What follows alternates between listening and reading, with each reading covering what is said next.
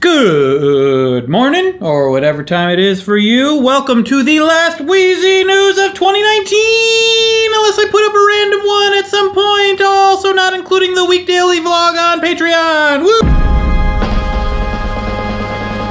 Month of January, quitting alcohol. What crazy town. We've done it before, China and I. We've quit a couple years ago, and when we did that, I remember feeling better by the end of it, oddly enough, not oddly enough. When I'm editing video, sometimes I'm like, oh, this hurts. I want to be done. But at the end of that month, I remember like editing and being like, and I frolicked a little bit in the middle, like, and it felt pretty good. I think it was probably because of the no alcohol for a month. So we're doing it. But here's the thing. It's not just us doing it. My parents and my sister are joining us this time on a month challenge. That's exciting. Other people. It's always good to have other people rather than me just talking at you with my opinions and whatnot. I'm just one person. I always like getting interviews and getting other people's point of view because it's just better. It helps me get out of my own head, and it just helps. I think it just makes the video more useful because different people have different points of view, different situations. I try to broaden what I'm saying by having other people say things. So it'll be good to have everybody joining in. There's this study that goes around that's like 2 drinks is good for you. 2 glasses of red wine is fine. 2 glasses of red wine is healthy. For your heart or whatever. It's good for you. And maybe in certain ways, alcohol can alleviate certain things. Studies seem to have shown. But that doesn't mean it's just going to be a magical elixir, and two drinks is going to... There's evidence that it's bad for you in other ways, no matter how much you drink. So, good for you is too broad of a term. What does that even mean?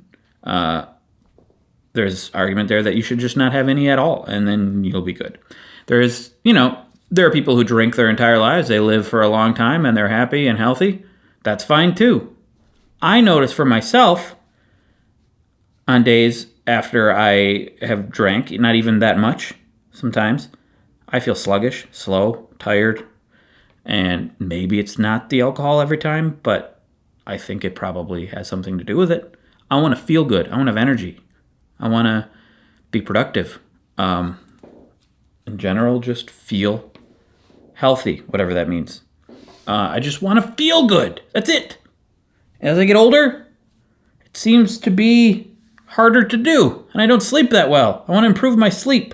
This will probably help. When you drink alcohol, you don't get REM sleep, apparently. And REM sleep, that's the good stuff. I mean, all of it's good. But I want more. I want more of that delicious REM, So, quitting alcohol, see what happens.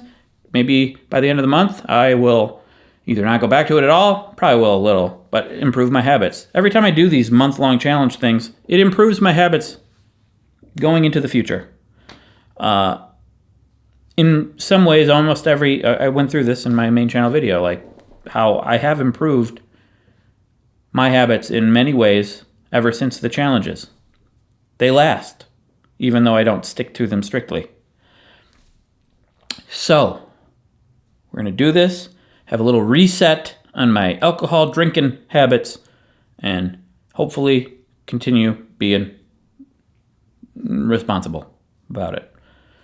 Right now, I do drink almost daily. Like I'll have 1 or 2 almost every day, at least. That's too much. Because it's usually more than 2. Not usually more than 2, but it is often more than 2. So, I want to stop. And that's it. That's really it about alcohol. Another challenge we're doing in January, meal planning. Meal planning is a source of stress for China, especially because she's the one who does most of the cooking around here.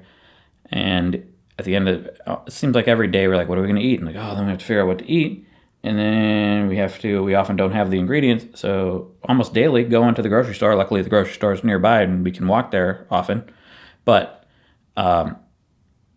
it's constant. It's a constant source of time that it takes and stress to figure it out, prepare the food, cook it, while there's a baby clawing at China.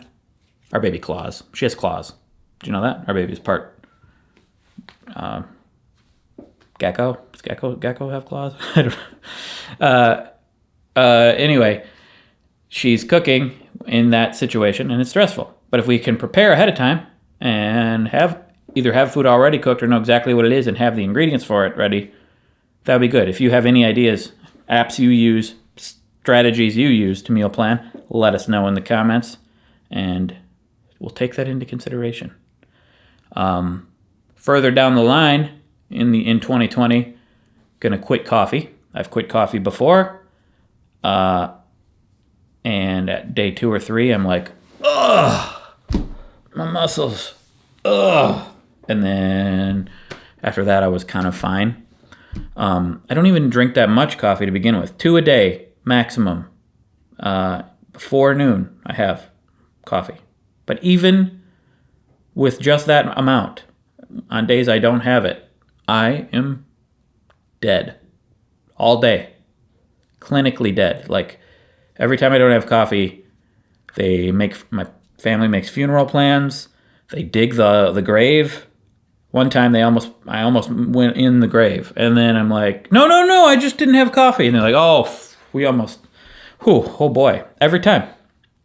So I want to quit that again because I want to see if that improves my sleep, and just if that helps me feel better. Like last time I did it, I don't know that I felt better necessarily. I do think that my energy was more steady throughout the day after the initial horrifying 4 days or so. I felt just kind of normal. I don't know that I felt necessarily better or not.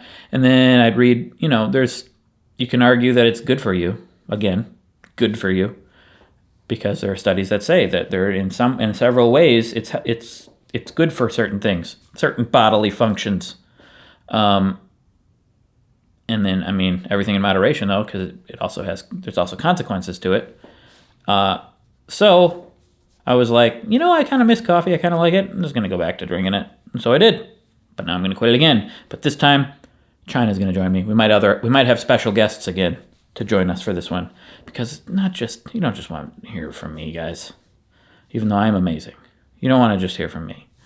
And then other challenges for 2020.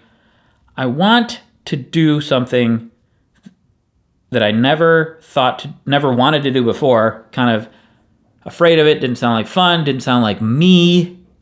Like something I would do. Something I just actively avoided in my life, which is why I want to do it. Strength training. I want to do that for, several months this year.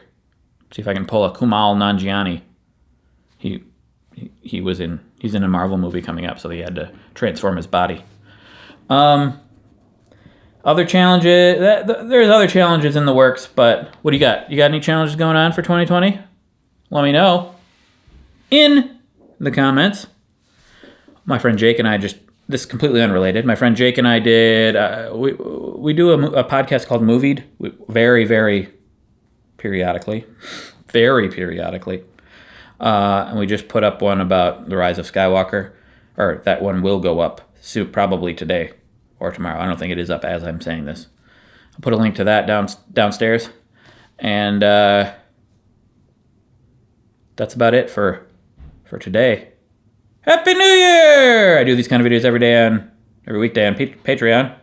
Latest main channel video is up here on the screen. Wheezy Mondays playlist.